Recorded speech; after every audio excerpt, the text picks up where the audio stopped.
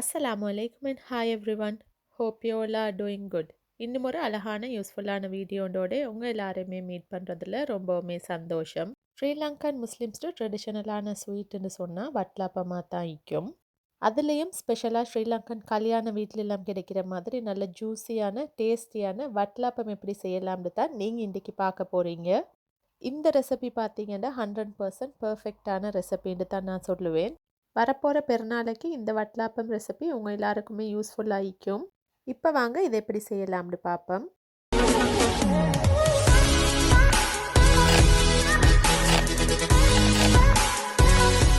வட்லாப்பம் செய்கிறதுக்கு மெயினான இன்க்ரீடியண்ட் என்னன்னு பார்த்தீங்கன்னா கருப்பட்டியும் முட்டையும் தான்.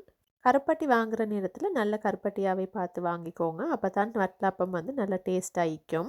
நானுமே வந்து கித்தூள் கருப்பட்டியில் 500 கிராம்ஸ் இன்றைக்கி எடுத்திக்கிறேன். ஃபஸ்ட்டில் கருப்பட்டியை நான் காட்டுற மாதிரி கொஞ்சம் சீவி எடுத்துக்கோங்க. கிரேட்டர் யூஸ் பண்ணி கூட கருப்பட்டியை கொஞ்சம் உங்களுக்கு கிரேட் பண்ணி எடுத்துக்கொள்ளையிலும். வட்லாப்பம் செய்கிறதுக்கு பார்த்தீங்கன்னா 500 கிராம்ஸ் கருப்பட்டி எடுத்தீங்கன்னா அதுக்கு 10 முட்டை போடுறது தான் சரியான அளவு. எடுத்திருந்த கருப்பட்டி எல்லாத்தையும் இந்த மாதிரி சீவி நான் ஒரு பேன் ஒன்றில் ஆட் பண்ணிக்கோறேன். அடுத்ததாக இதில் வந்து ஒரு 4-5 ஏலக்காவை கொஞ்சம் தட்டி எடுத்து போட்டுக்கோங்க. மெயினாகவே வந்து வட்லாப்பத்தில் வந்து சில நேரத்தில் அந்த முட்டை வாசம் வரும். அந்த வாசம் இல்லாமல் போகிறதுக்காகத்தான் நாங்கள் ஏலக்காய் சேர்க்குறோம்.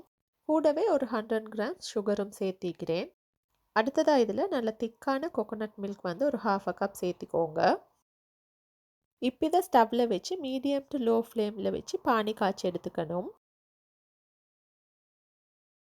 கருப்பட்டி கம்ப்ளீட்டாக கரையும் வரைக்கும் மட்டும்தான் நீங்கள் இதை கொதிக்க வச்சு எடுத்துக்கணும். இந்த கருப்பட்டி பானி கரைக்கிற நேரத்தில் இந்த பதம் வரணும்னு இல்லை. கருப்பட்டி கம்ப்ளீட்டாக கரைஞ்சிருச்சின்னா குக்கரை டேர்ன் ஆஃப் பண்ணிட்டு இதை கம்ப்ளீட்டாக சூடு ஆறுற வரைக்கும் வச்சுக்கோங்க. அடுத்த ஸ்டெப் என்னான்னு பார்த்தீங்கன்னா நாங்கள் இப்போ முட்டையை வந்து பீட் பண்ணி எடுத்துக்கணும். 10 முட்டை எடுத்திருக்கிறேன். 10 முட்டையும் வந்து ஒரே தடவையில் நீங்கள் உடைச்சி ஒரு பவுலில் சேர்த்து மிக்ஸ் பண்ண வேணும். நீங்கள் நிறைய முட்டை சேர்த்து எந்த ஸ்வீட் செய்கிறதா இருந்தாலும் ஒரே தடவையில் எல்லாத்தையும் ஒரே பவுலில் ஆட் பண்ண வேணும். என்னன்னா ஏதாவது அதில் ஒரு முட்டை பழுதாக இருந்தால் அதை எல்லாத்தையுமே வந்து வீச வேண்டியதாக இருக்கும்.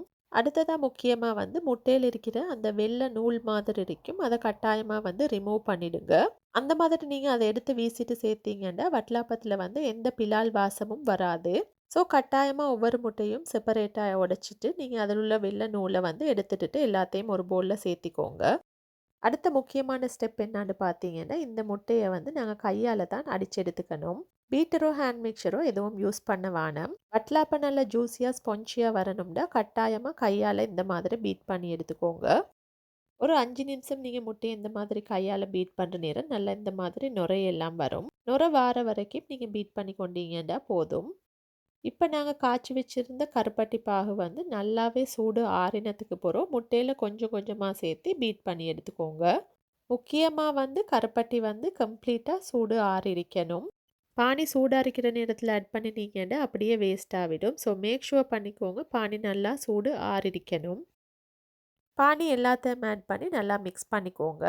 இந்த நேரத்தில் வந்து நான் ஒரு பிஞ்ச் அளவு இதுக்கு சால்ட் ஆட் பண்ணிக்கிறேன். ஸ்வீட்டை வந்து கொஞ்சம் தூக்கலாக காட்டுறதுக்காக தான் கொஞ்சமாக பிஞ்ச் அளவு சால்ட் ஆட் பண்ணிக்கணும். எல்லாத்தையும் நல்லா மிக்ஸ் பண்ணினதுக்கு போகிறோம் பார்த்தீங்கன்னா மேலால் இந்த மாதிரி நுரையெல்லாம் வந்திருக்கும்.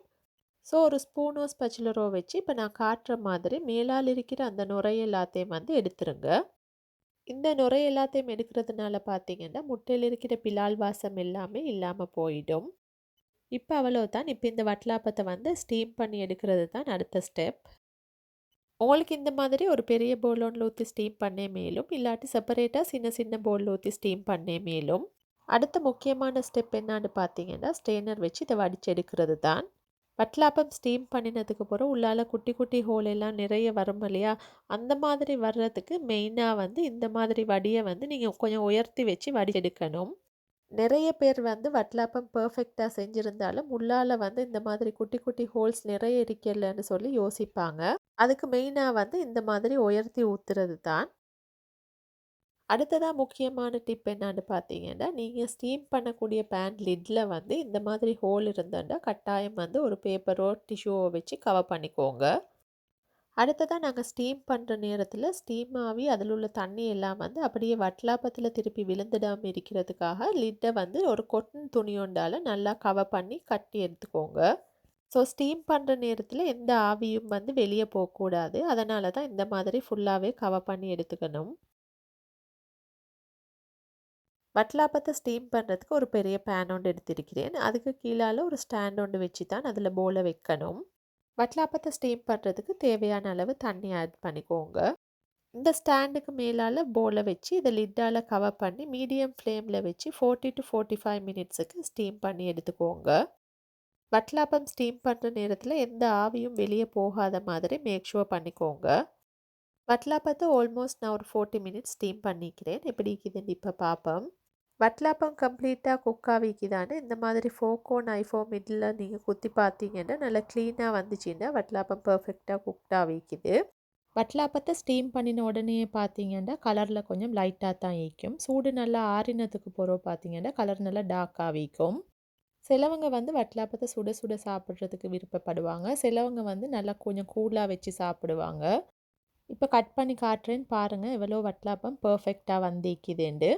நல்ல ஜூஸியாகவும் நிறைய குட்டி குட்டி ஹோல்ஸோடு கல்யாண வீட்டில் கிடைக்கிற மாதிரி அதே டேஸ்ட்டில் பர்ஃபெக்டாக வட்டலாப்பத்தை செஞ்சுக்கிறோம். நான் காட்டிக்கிற மாதிரி இதே அளவுகளோடு நான் சொல்லி தந்திக்கிற குட்டி குட்டி டிப்ஸ் எல்லாம் ஃபாலோ பண்ணி செஞ்சீங்கன்னா ஒரு பர்ஃபெக்டான வட்டலாப்பத்தை உங்களுக்கு செஞ்சு கொள்ளையிலும். இந்த பர்ஃபெக்டான வட்டலாப்பத்தை வரக்கூடிய பெருநாளைக்கு நீங்களும் ட்ரை பண்ணி பாருங்கள். ட்ரை பண்ணி பார்த்துட்டு மறக்காமல் உங்களோட ஃபீட்பேக்கை கமெண்ட்ஸில் ஷேர் பண்ணுங்கள். இந்த வீடியோ உங்களுக்கு பிடிச்சிருந்தா உங்களோட ஃப்ரெண்ட்ஸ் அண்ட் ஃபேமிலிஸ் கூட ஷேர் பண்ணிக்கோங்க. அதே போல் என்னோட சேனலை இது தான் ஃபஸ்ட் டைம் பார்க்குறீங்கன்னா ப்ளீஸ் சப்ஸ்கிரைப் பண்ணிக்கோங்க. இதே போல் இன்னும் ஒரு அழகான இன்ட்ரெஸ்டிங்கான வீடியோண்டோட உங்களை மீட் பண்ணுறேன். அன்டில் தென் தேங்க்ஸ் ஃபார் வாட்சிங்.